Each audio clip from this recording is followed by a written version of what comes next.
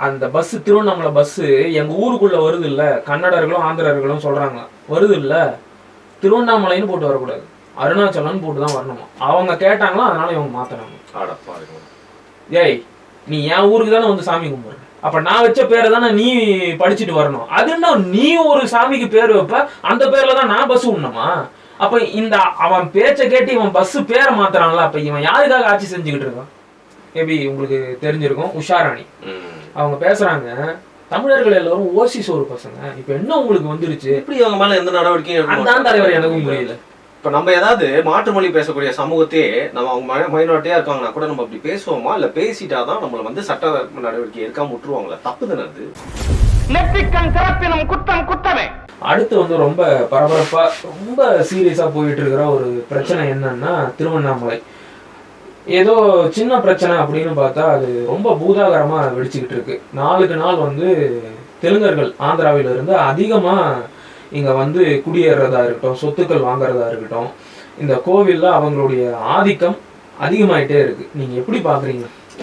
இதுக்கு ரொம்ப தள்ளிலாம் போக தேவையில்லைங்க. நான் ஏன் ஊரை வச்சு நான் சொல்றேன். வந்து இன்னொரு சேனல்ல இந்த காணொலியில சொன்னதுதான் நான் என்னோட புரிதல். பாரிஸ் கிட்ட வந்து பாத்தீங்கன்னா ஹார்பர் பக்கத்துல இருக்கிறதுனால பல்வேறு பின்னாடி கொண்ட பல்வேறு சமூகங்கள், பல மொழிகள் பேசுறவங்க வந்து பாத்தீங்கன்னா ரொம்ப டைவர்ஸா இருக்கும் அந்த இடம். ஏன்னா வியாபாரம் நடக்கக்கூடிய இடம் அப்படிங்கிறதுனால பூர்வக்குடி நம்மளோட சென்னை மக்கள் இருக்கிறத தாண்டி யாரெல்லாம் இருப்பாங்கன்னு பாத்தீங்கன்னா, சமீபத்துல நான் போயிட்டு வந்து தவதி பூராக்கள் அப்படிங்கிற ஒரு விதமான ஒரு முஸ்லிம்ஸ் அங்க இருந்தாங்க. அவங்க யாருன்னா ஈஜிப்ட்ல இருந்து குஜராத்ல இருந்து இங்க வந்து செட்டில் ஆயிருக்காங்க. அப்படியா? அவங்கள போய் பாட்டு பேட்டி எடுத்துட்டு வந்தேன். உங்களோட வரலாறு சொல்லுங்க, நீங்க சென்னையை பத்தி நினைக்கிறீங்க, தமிழ்நாட்டை பத்தி நினைக்கிறீங்க, அவங்க எல்லாமே வந்து சொன்னாங்க. அவங்க என்ன முக்கியமான விஷயம் சொல்றாங்கன்னா, இங்க வந்துட்டா வந்து இங்க இடத்துக்கு ஏற்ற மாதிரி மாறிடுவாங்க. அவங்க ஒரு பிசினஸ் கம்யூனிட்டி, அப்படிதான் வந்து பார்ப்பாங்க. அவங்களுக்கு அப்படியே கொஞ்சம் பின்னாடி போனீங்கன்னா சவுக்கர்பேட், அங்க யாரை பாத்தீங்கன்னா ராஜஸ்தான்ல இருந்து நிறைய பேர் வந்துருப்பாங்க. அங்க நீங்க போனீங்கனாலே நிறைய போர்டு வந்து முழுக்க வந்து அது என்ன ராஜஸ்தானியா இல்ல ஹிந்தியான்னு தெரியல, முழுக்க வந்து மாறி இருக்கும். ஸோ கண்ணுக்கு எதிர்க்க தமிழ்நாட்டுக்குள்ள இருந்தாலும் அப்பேற்பட்ட ஒரு இடமா அந்த இடம் வந்து மாறிடுச்சு. அதை வந்து நம்மளால கண்ணு கூட பார்க்க முடியும். அங்க ஒரு ரொம்ப ஃபேமஸான லசி கடை இருக்கும். அவரு என்ன பண்ணுவாரு, ஹிந்திலையும் போர்டு வச்சிருப்பாரு, ஆனா தமிழ் வாழ்க அப்படின்னு சொல்லிட்டு. அது என்னன்னா, நான் தப்பா சொல்லங்க,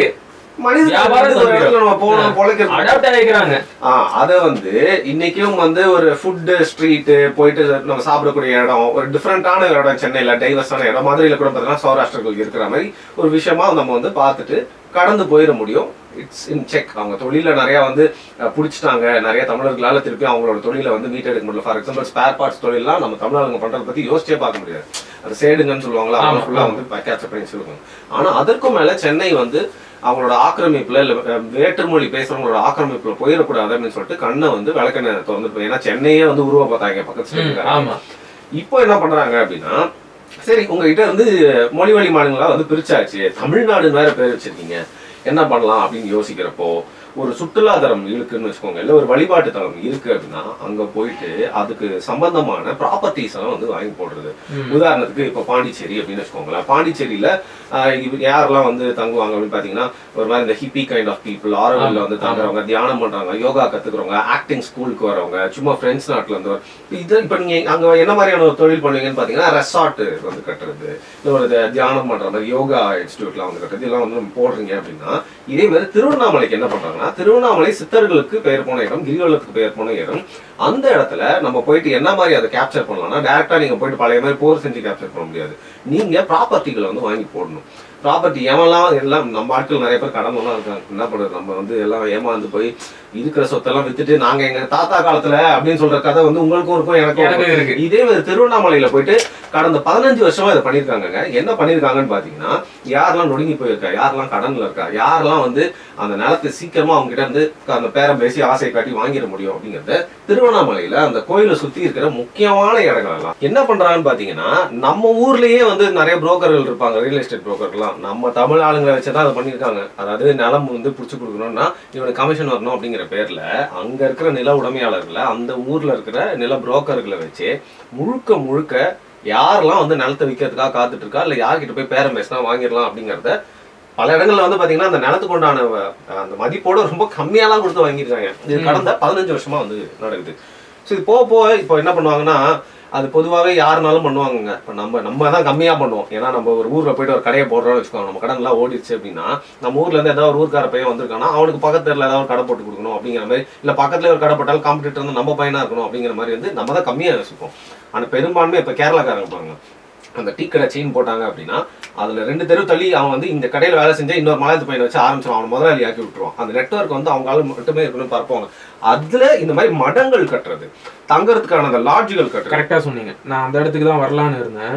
இப்ப அதிகமா வராங்க இல்லையா ஆந்திராவில இருந்து பக்தர்கள், அவங்க தங்கறதுக்கு போதிய இட வசதி இல்ல, போதிய அந்த லாட்ஜோ தங்கும் விடுதிகளோ இல்லாததுனால பிடித்த மாதிரியான உணவு அதை கட்ட ஆரம்பிச்சிருக்காங்க அப்படின்றதையும் நான் கேள்விப்படுறேன். அது பிடிச்சி என்ன பண்றாங்கன்னாங்க, திருவண்ணாமலையில இந்த மடத்தை கட்டுறது மட்டும் இல்லாம இந்த லாட்ஜ் கட்டுறது மட்டும் இல்லாம அதற்கு மேல அது ஒரு டூரிசம் மாதிரி ஒரு டெவலப் பண்ணுன்னு அங்க போயிட்டு ஆந்திரால இருந்து இங்க மாதிரி நம்ம ஆட்களுக்குலாம் வந்து நல்ல கோயில், ரொம்ப முக்கியமான கோயில் அப்படிங்கிறது அந்த கோயிலோட அது முக்கியமான கோயில் தான், அதை போயிட்டு அங்க நல்லா பரப்பி ஆந்திரால இருந்து அங்க ஒரு டூரிசம் மாதிரி டெவலப் பண்ணி கூட்டின்னு வர ஆரம்பிச்சிட்டாங்க. ஸோ ஆந்திரால இருந்து ஒரு 100 பேர் வராங்க, ஒரு 10 ஃபேமிலி வருதுன்னா அவங்க போயிட்டு இன்னும் ஒரு 10 பேர் கிட்ட சொல்லதான் வந்து செய்வாங்க. நம்ம ஆளுங்கெல்லாம் இருக்காங்க பாத்தீங்கன்னா, நம்ம ஆளுங்களாம் மொழி பேசுறவங்க நிறைய பேர் ஆயிட்டாங்க, உணவும் கிடைக்கும், சூப்பரான இடம் பக்கத்துலேயே இருக்கும் அப்படிங்கிற பட்சத்தை அப்படியே பரவுது. ஸோ சதர்ன் பார்ட் ஆஃப் ஆந்திரால இருந்து திருவண்ணாமலைக்கு வரக்கூடிய இந்த கிரௌட் அப்படிங்கிறது கடந்த 10 வருஷமா பெருகிட்டே இருக்கு. பெருகிறது எந்த அளவுக்கு பெருகுதுன்னு பாத்தீங்கன்னா, தொடர்ந்து தமிழ் ஆளுங்க திருவண்ணாமலைக்கு போறதோட இன்னைக்கு சொல்றதுக்கு ரொம்ப வருத்தமா இருந்தாலும் திருவண்ணாமலை கோயிலுக்குள்ள போயிட்டு வந்து அதாவது அர்ச்சனை பண்ணிட்டு வர்றவங்க, சாமியை வந்து கும்பிட்டுட்டு வர்றவங்க தமிழ் ஆட்களோட வேற்றுமொழி பேசுறவங்க தான் அதிகம். இதில் முதல் தெலுங்கர்கள், அடுத்தது கன்னடர்கள். இது நான் வந்து ரொம்ப எக்ஸாஜரேட் பண்ணி சொல்றேன்னு உங்களுக்கு தோணுச்சுன்னா இல்ல இல்ல திருவண்ணாமலைக்கு போயிட்டு வாங்க, அவ்வளவு. என் ஊரு நான் எங்க போறது தனியா இல்ல. எனக்கு அது என்ன ஒரு காணொலி ரொம்ப கஷ்டமா இருந்துன்னு பாத்தீங்கன்னா, எல்லாருமே வரணுங்க கோயில் இறைவன்றப்போ வந்து எல்லாருமே நம்ம அதை வந்து தடுக்கிறதுக்கு யாரும் இல்லை. ஏன்னா அந்த காலகட்டத்துல வந்து கோயிலை கட்ட நம்ம முன்னோர்களே வந்து தமிழர்கள் தான் வந்து போகணும்னு நினைச்சிருக்க மாட்டாங்க, எல்லாரும் வரணும். ஆனா என்ன சொல்றேன்னா, எனக்கு அந்த என்னதுங்க தரிசனம் நான் உள்ளூர்காரங்க, எங்க தாத்தா இந்த ஊர்ல பிறந்தான், எங்க அப்பா வந்து இருந்தாரு, நான் இந்த ஊர்ல சின்ன வயசுல சாமியை பார்த்திருக்கேன், நான் சாமியை பார்த்து ரொம்ப எவ்வளவு நாள் ஆகுது, அதுதான் வருத்தப்படுறாரு. கோவமா வருது. இன்னொரு ஒரு விஷயம் எப்ப தோணுச்சுன்னா, அங்க சண்டை ஒண்ணு நடக்குது, அது நியூஸ்ல வந்து போறாங்க. பெங்களூரில இருந்து வந்து ஒரு தம்பதியினர், அதுக்கப்புறம் ஆந்திராவில இருந்து அந்த தம்பதியினர் சண்டையை வேடிக்கை பாக்குறது மட்டும்தான் தமிழர். இன்னைக்கு சண்டை போடுறது கூட இல்லையாடா. அந்த அளவுக்கு வந்து பாத்தீங்கன்னா அவங்களோட பாப்புலேஷன் வந்து அவ்வளவு வந்து பெருகிடுச்சு. ஸோ இது வந்து சாதாரணமா இதை எப்படி பார்க்கலாம் அப்படின்னு பாத்தீங்கன்னா, இப்போ கேரளா எடுத்துக்கிட்டிங்கன்னா காட்ஸ் ஓன் கண்ட்ரி, அவங்க அதிகமாக வந்து அவங்களுக்கு வரக்கூடிய லாபம் அப்படிங்கிறது டூரிசம்னால வரும். ஸோ அவங்க டூரிஸ்ட் வந்து போகிறது வந்து அவங்க வந்து கஷ்டம்லாம் பட மாட்டாங்க, வரட்டும் போட்டோம் அப்படின்னு வச்சுப்பாங்க. ஆனால் அங்கே எவனும் வந்து ஒரு லேண்டு வாங்க முடியவே முடியாது, நினச்சி கூட பார்க்க முடியாது. லீஸ் எடுக்கிறதுனா கூட ரொம்ப கஷ்டம். இப்போ அதைத்தான் நாமளும் எதிர்பார்க்குறோம். நீங்க வாங்க, தாராளமா வந்து சாமி கும்பிடுங்க, கடவுளுக்கிட்ட எந்த பாகுபாடும் கிடையாது, கடவுளுக்கு எல்லாரும் ஒண்ணுதான்.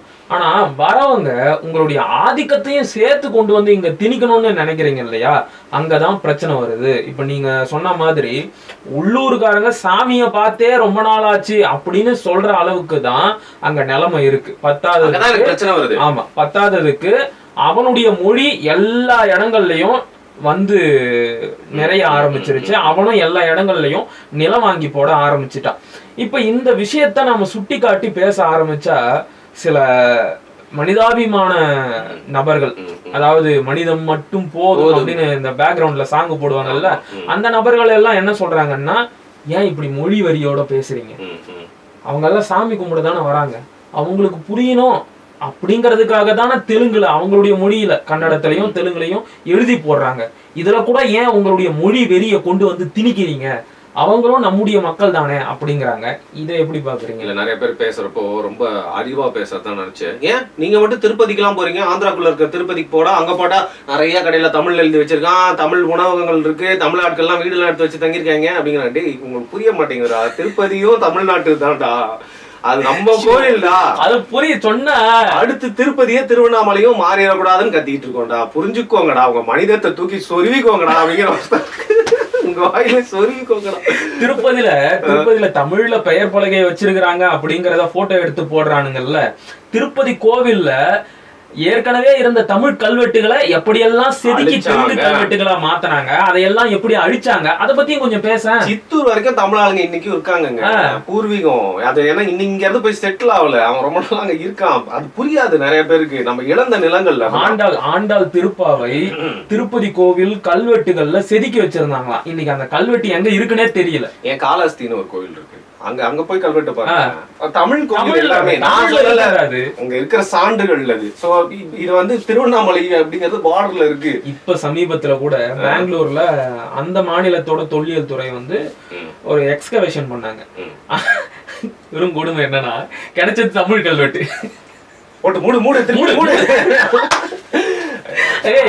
என் இடத்துல என் மொழியில பேர் பலகை வச்சிருக்கிறான்றத நீ பெருமையா பேசுறியா? என்ன சொல்றேன், கன்னடர்களுக்கு கன்னடம் வந்து அவங்களோட தாய்மொழியை அவங்க வந்து போட்டுட்டோம். அதை வந்து இன்னைக்கு பாத்தீங்கன்னா போர்டு எல்லாம் போட்டு எல்லாரையும் அடிச்சு உடைச்சு இந்த டாக்ஸ் எல்லாம் வந்து அதிகமா போட்டுருன்னு சொல்லிட்டு எனக்கு மாத்திட்டு இருக்காங்க. வருஷத்துல வந்து கை கன்னடம் இல்லன்னா அவ்வளவுதான். என்ன பிரச்சனைனா அவங்களுக்கு வந்து தமிழ் மேல ஏதோ ஒரு இன்ஃபீரியாரிட்டி ஒரு காம்ப்ளெக்ஸ் மாதிரி. இது வந்து நம்ம மேல வெறுப்ப காட்டுறது அவங்களோட மொழி அதிகமா காட்டணும்ன்றப்பதான் எனக்கு ஒரு பிரச்சனையா இருக்கு.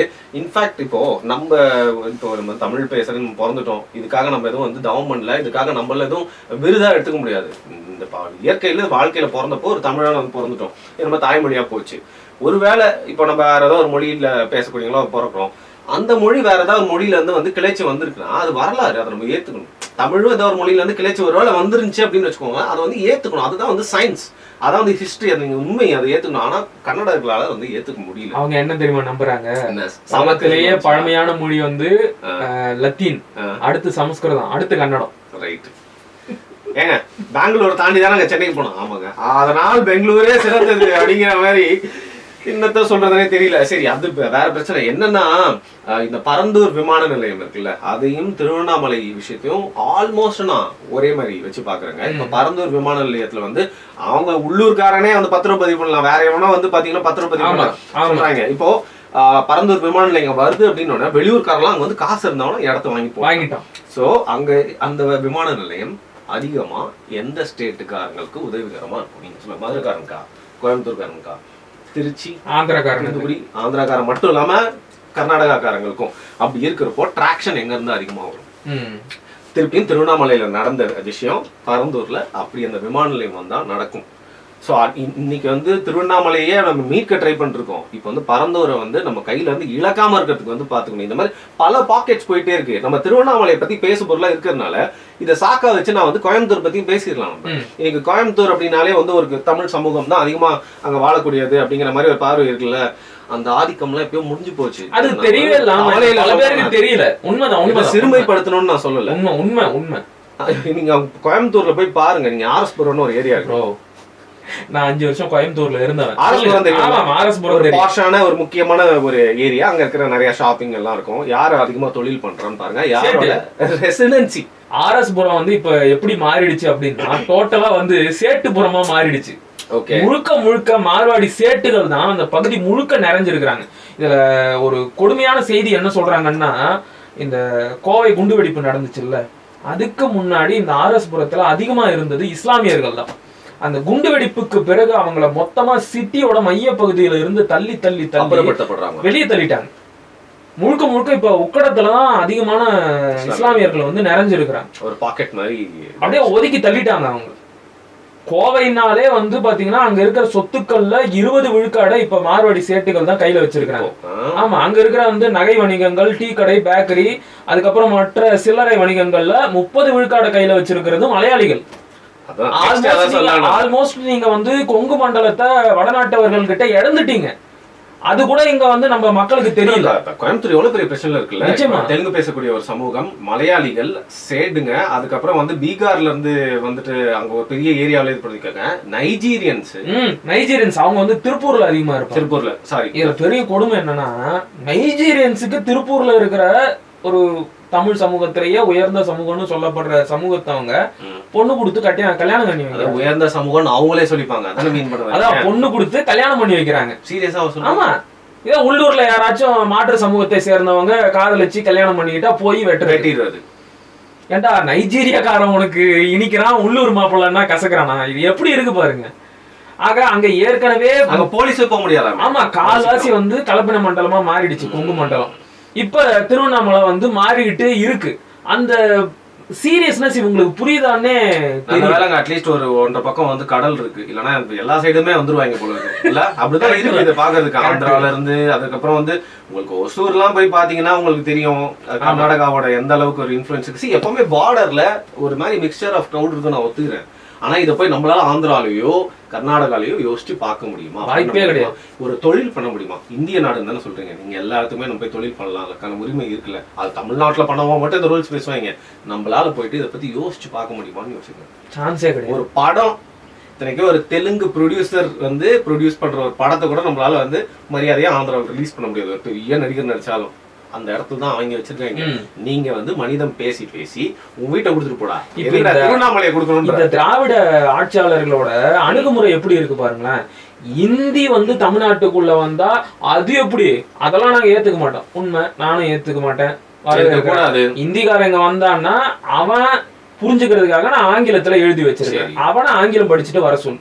இப்ப இதே தானே தெலுங்கர்களுக்கும் கன்னடர்களுக்கும். அவனுக்காக மட்டும் நீங்க திருவண்ணாமலையில தெலுங்குலையும் கன்னடத்திலையும் பெயர் பலகை வைக்கிற. அது ஒரு 3ஆம் இடம் 4ஆம் இடத்துல இருக்க. நீங்க ஒரு வியாபாரி கிட்ட போயிட்டானா அப்படி சொல்ல முடியாது மகிழன் பிரதர். நீங்க அவன் வந்து எல்லா மொழி பேசுறவங்களும் அதை புரிஞ்சு வந்து இங்க தோசை எழுதிருக்கனா. இதே சட்ட திட்டங்கள் தானே கர்நாடகாவிலையும் இருக்கு. அங்க போய் ஏன் வந்து தமிழ்ல பெயர் பலகை வைக்க முடியல? அதாவது இன உணர்வு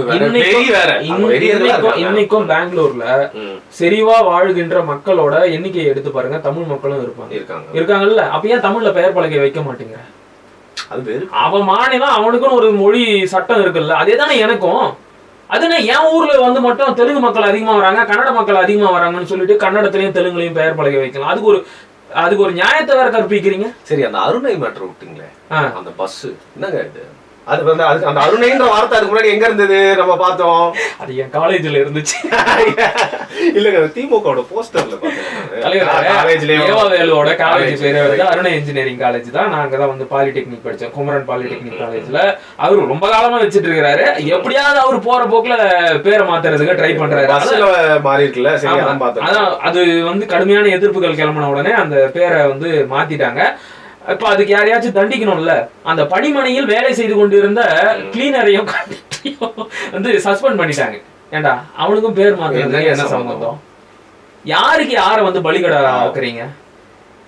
இந்த விஷயம் வந்து சேகர் பாபுக்கு தெரியாம நடந்துருச்சா? இந்த விஷயம் வந்து சிவசங்கர் போக்குவரத்து துறை அமைச்சருக்கு தெரியாம நடந்துருச்சா? முதலமைச்சருக்கு தெரியாம நடந்துருச்சா? ஆல்மோஸ்ட் அவருக்கு எதுவும் தெரியாது, அது ஒரு பக்கம் இருக்கட்டும். அப்ப இந்த 2 அமைச்சருக்கு தெரியாம இந்த பேரை மாத்திட்டாங்களா?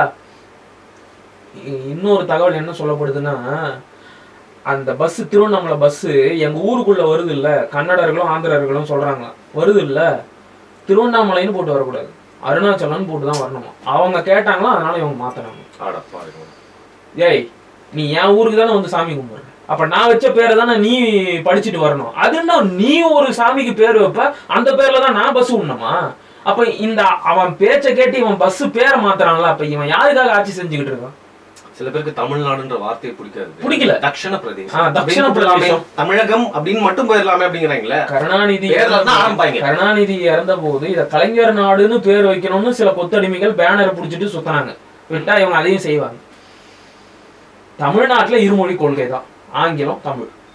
எனக்கு புரியறதுக்கு என்னுடைய தாய்மொழியான தமிழ் மொழி இருக்கு, நான் ஆங்கிலமும் படிச்சிருக்கேன். வெளி மாநிலத்தவனுக்கு புரியணும்னா ஆங்கில மொழியில பெயர் பலகை வைக்கிறேன், அதை படிச்சுக்க வேண்டியது தானே. அது என்ன உன் மொழியில நான் வந்து பெயர் பலகை வைக்கணும்? அகங்காரம். அதுக்கு என்னன்னா அவங்களுக்கு ஏன் அவ்வளவு ஹெட் வெயிட் வருதுன்னா அவங்களுக்கு தெரியுது பவர் வந்து யார்கிட்ட இருக்கு, எவ்வளவு ஈஸியா அப்படின்னு.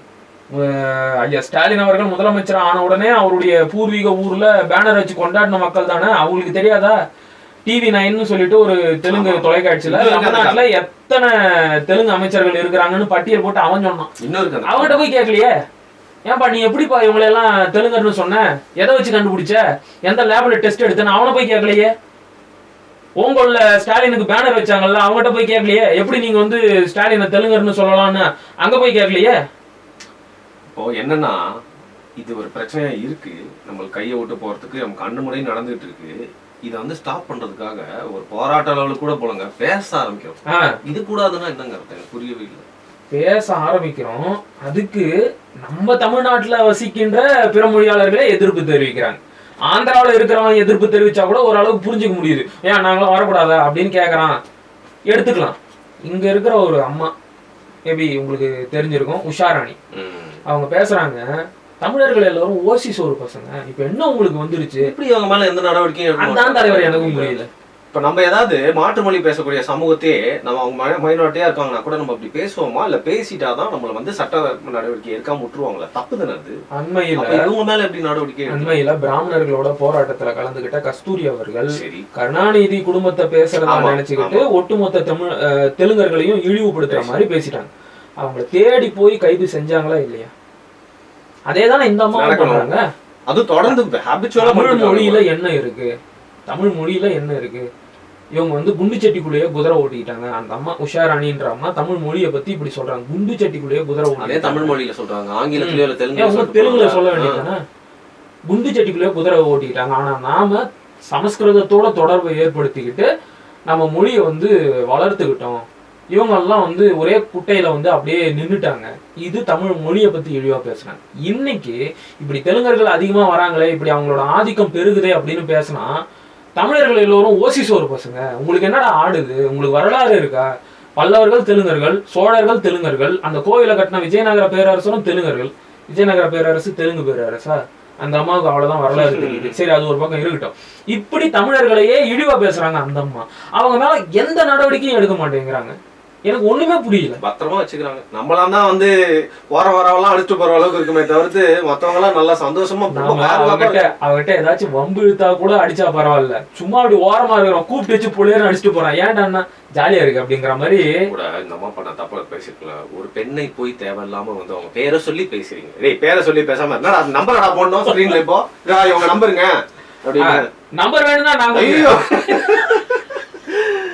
ஐயோ ஐயோ நம்ம அதெல்லாம் பண்ண மாட்டோம். அந்த தைரியம் தான் நம்ம கொஞ்சம் நிஜமாவே. அங்க போன் பண்ணாலே நான் மருத்துவர் உஷாராணி பேசுறேன், அவங்களோட அறிமுகமே எப்படி இருக்கும் அப்படின்னா, நான் வந்து மருத்துவர் உஷாராணி பேசுறேன், நான் வந்து இந்த சமூகத்தை சேர்ந்தவங்க, நான் வந்து இந்த மொழியை தாய்மொழியா கொண்டவங்க, நான் வந்து சமூக பாதுகாப்புன்னு ஒரு யூடியூப் சேனல் வச்சு நடத்துறேன். இப்ப அது ஒரு ப்ரொஃபஷனா சேர்த்துக்கிறாங்க. இத்தனையும் சேர்த்து சொல்லிட்டு தான் அவங்க வந்து தமிழர்களை திட்டவே ஆரம்பிப்பாங்க. அவங்களே அவங்க பேரை சொல்லும் போது எனக்கு என்ன, அவங்க பேரை சொல்லிதான் பேச வேண்டியது இருக்கு. சொல்லுவாங்க. இப்ப இந்த அம்மா இதோட நிறுத்தல, இன்னொரு விஷயத்தையும் பண்ணாங்க. உங்களுக்கே நல்லா தெரியும், நம்ம தமிழ்நாடு அரசு தொழில் துறை சார்பாக ஓராண்டு பயிற்சி வகுப்பு நடத்துறாங்க. கல்வெட்டு, இந்த ஓலைச்சுவடிகள் இதையெல்லாம் படிக்கிறதுக்கான பயிற்சி கொடுத்தாங்க. அங்க போயிட்டு இந்த அம்மா ரகலை பண்ணாங்க. ஞாபகம் இருக்கா உங்களுக்கு? அங்க போயிட்டு நீங்க வந்து வரலாறை மாத்தி எழுதிக்கிட்டீங்க, சோழர்கள் எல்லோரும் தமிழர்கள்னு சொல்லிக்கிட்டீங்க, நான் வந்து கேஸ் போட போறேன், நீங்க வந்து எங்க வரலாறை திருடிக்கிட்டீங்க அப்படிங்கிறாங்க.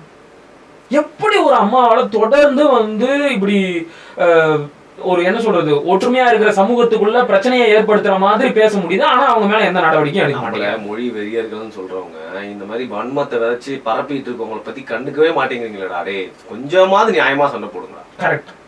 எங்க கிட்ட வந்து ஏறுறீங்கல்ல, இப்ப அந்த அம்மா பேசுனதுக்கெல்லாம் என்னடா சொல்றீங்கன்னு கேட்டா ஒருத்தனும் வாங்கி தரல. குறிப்பா மாற்றுமொழி பேசக்கூடிய மக்கள் வந்து கேள்வி கேட்கணும் இவங்க, ஏன்னா அவங்க கேட்டாதான் இன்னும் நியாயமா இருக்கும். அது என்ன ஏத்தி விடுறாங்க தலைவரை, இன்னும் ஏத்தி விடுறாங்க. இன்னொருத்தர் இருக்கிறாரு, இந்த அம்மாவை அடிக்கடி ஒருத்தர் பேட்டி எடுப்பாரு. அவரு ஒரு யூடியூப் சேனல் வச்சிருக்கிறாரு. அதோட பேர் வந்து என்னமோ காவலன், ஊர் காவலனோ சமூக காவலனோ. விஜயகாந்த் படத்தோட பேரு. அது ஏன் விஜயகாந்த் படத்தோட பேரை வச்சாருன்றது உங்களுக்கு தெரியும். அது அப்படி கனெக்ட் ஆயிரும். ஓகேவா? அந்த அம்மாவை பேட்டி எடுப்பாரு. அவரோட கட்சியோ அமைப்போ அதுல இருக்கிற ஒருத்தர் இப்ப சமீபத்துல பேசி இருக்கிறாரு, தமிழ்நாட்டுல நாங்க இல்லைன்னா பார்த்தேன் வெள்ளை சட்டை போட்டுட்டு அந்த காணொலியும் பார்த்தேன். இதெல்லாம் என்ன பேச்சு? நாங்க தான் வந்து இங்க யார் ஜெயிக்கணும் தோக்கணுங்கிறதையே முடிவு பண்ணுவோன்றதெல்லாம் வந்து நாம அமைதியா கடந்து போகணும்னு நினைச்சாலும் இவங்க தான் வந்து வெறுப்பை விதைக்கிறாங்க. தொடர்ந்து பேசுவோம், பேசிக்கிட்டே இருப்போம். அதுக்கான காரணம் வரும்போதெல்லாம், இந்த மாதிரி காணொலிகள் வரும்போதெல்லாம் ஆக்சுவலா இந்த வீடியோ எல்லாம் போடுங்க. நிறைய பேருக்கு அந்த நான் போட்டுக்கிட்டு தான் இருக்கேன். இந்த வீடியோல கூட அட்டாச் பண்ணுங்க, அப்பதான் நம்ம ஏன் பேசுறோம் அப்படிங்கிற நிறைய பேருக்கு புரியும் அப்படின்னு எனக்கு வந்து தோணுது. சரி ப்ரோ, பொறுத்து இருந்து பார்க்கலாம். இது எங்க போய் முடிவு போகுதுன்னு தெரியல. நான் வந்து நேரடியா திருவண்ணாமலைக்கே போயிட்டு ஒரு டாக்குமெண்ட்ரி மாதிரியாவது எடுத்துட்டு வரணும்னு நினைக்கிறேன்.